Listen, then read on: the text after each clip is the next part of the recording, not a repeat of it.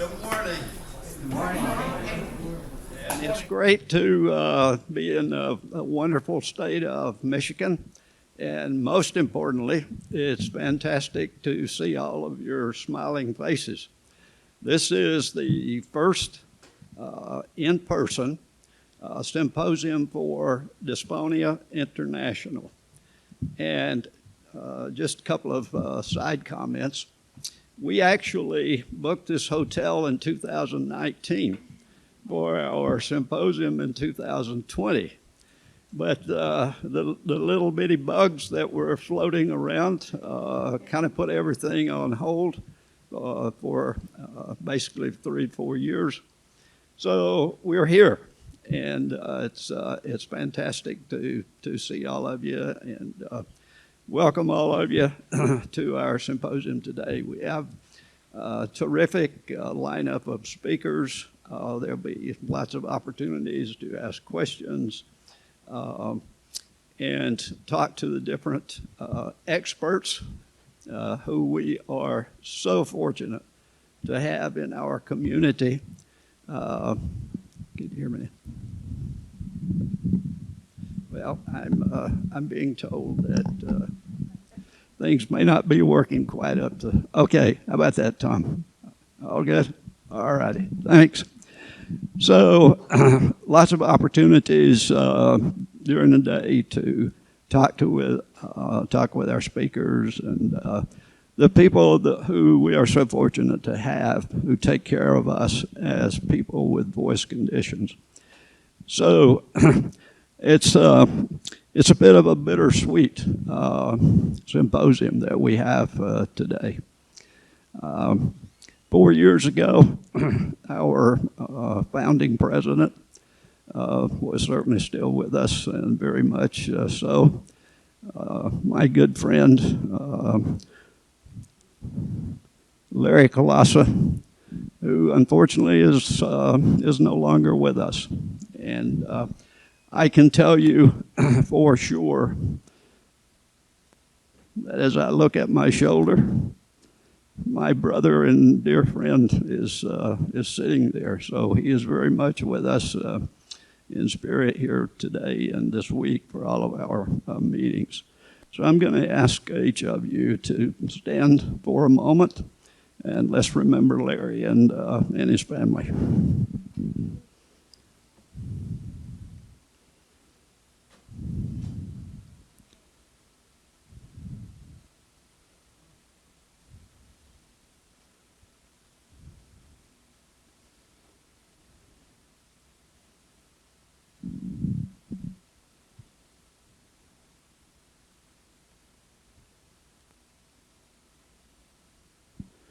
Thank you.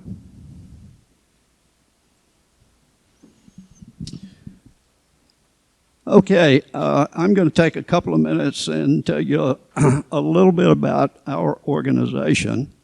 But before I do that, I want to introduce a few folks here.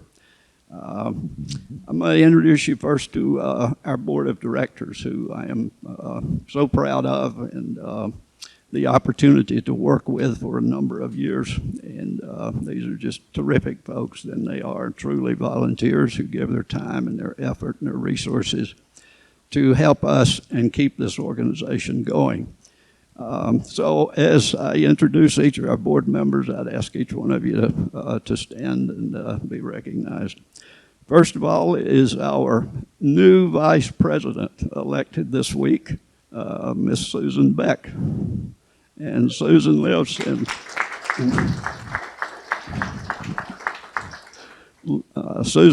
Louisville, Tennessee. Our treasurer, a young lady, Bev Matthews, and Bev lives in West Point, Indiana. One of our Energizer bunnies, our support network director, Miss Mary Bafaro.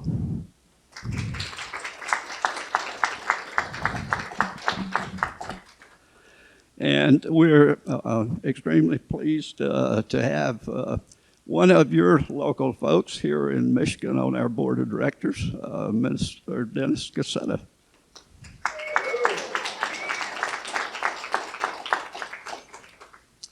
And we have a couple of people here who have served in my role in the past and who are still very involved and active on our board, and I couldn't be happier about that. And first is Mr. Bruce Mink, who is past president.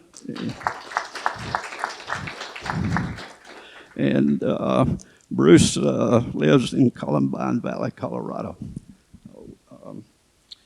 Miss Dorothy Tannehill Moran, and we call her Dorothy from Kansas. And Dorothy lives she lives two places, one Overland Park, Kansas, and the other one Portland, Oregon. One of our founding board members, who unfortunately could not be with us this week, and I think has pretty good reason to take this week off, Ms. Dot Sowerby, who was a past president of the organization, and along with Larry Colosso, was part of the original board of directors of this organization in 1989. Dot is celebrating her 90th birthday this week with her family on a cruise. So I think that qualifies as an excuse for not being here. Next board member is Marcia Sterling. Marcia has been on our board for a lot of years, and Marcia lives in Palo Alto, California. Mr. Charlie Womble, who has served as president of the organization in the past. Charlie is from Lebanon, Tennessee. Did I get that right, Charlie? So our esteemed staff, and we could not run this organization without these dedicated folks, and they're probably all three of them just outside here, but most of you know and have met Kim Kuhlman, and Kim is our executive director and has been for many years. And we also have with us Nicole Leitner, who came on board with us about a year ago. And Nicole is our operations and program manager, and just a delightful young lady, does a fantastic job. Ms. Nancy Panos, who actually works with us on a part-time basis, and talking about dedication again, she has a full-time job but still decides to help us. So the three of them are outside, and we have one other part-time staff person, Ms. Angie Pinsky, in our office, who helps and does a tremendous job for us back in the office. So let me take just a couple of minutes, and I'm going to run through this pretty fast to tell you a little bit about our organization. First is just show you a quick glimpse of our mission. And Dysphonia International is dedicated to improving the lives of people affected by spasmodic dysphonia and related voice conditions through research, education, awareness, and support.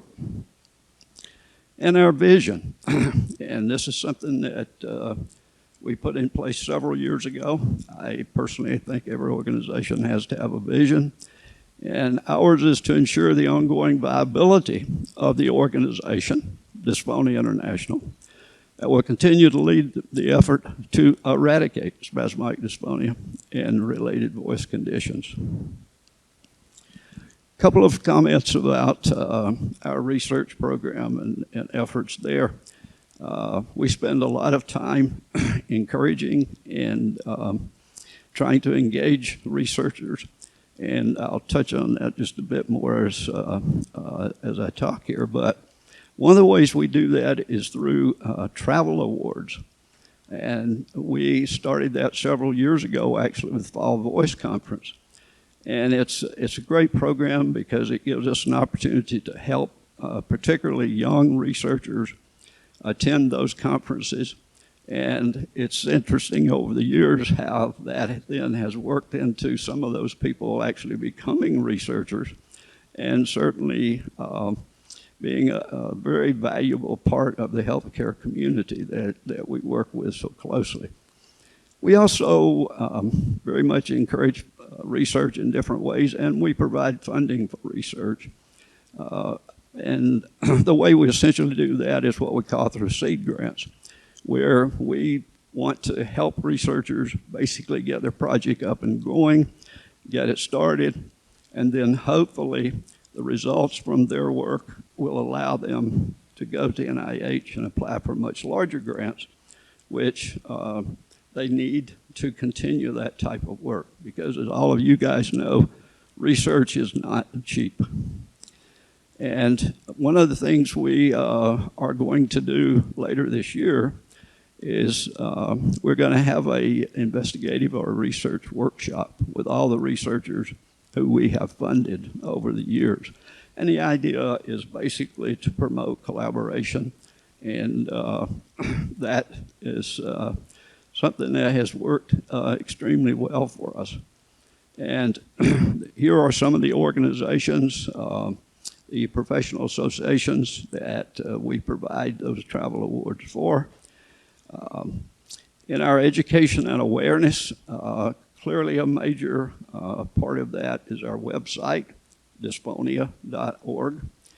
And through our many publications, and hopefully all of you received in the mail, or if you haven't, we have copies outside of our latest issue of Our Voice, our newsletter, which we have lots of good information in there, and I'd encourage you to read that and take an opportunity. And if you have questions, suggestions for those publications, let us know. Give us your feedback, how we can make it better.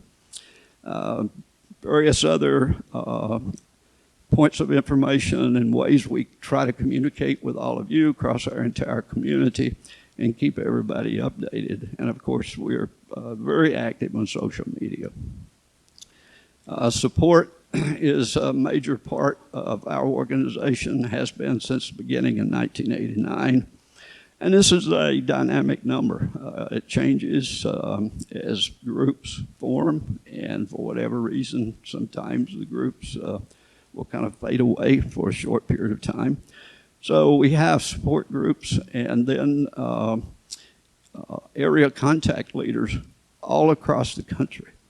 And it's extremely encouraging as well to have area contact leaders in quite a few countries around the globe. And we accomplish our mission and our objectives for this organization through you, members of the community, and people who contribute their time, their effort, and their financial resources to help us and keep us going.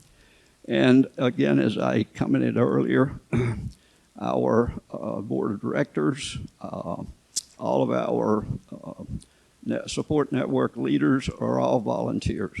So it's a wonderful experience to be able to work with people who give freely of their time and their talents.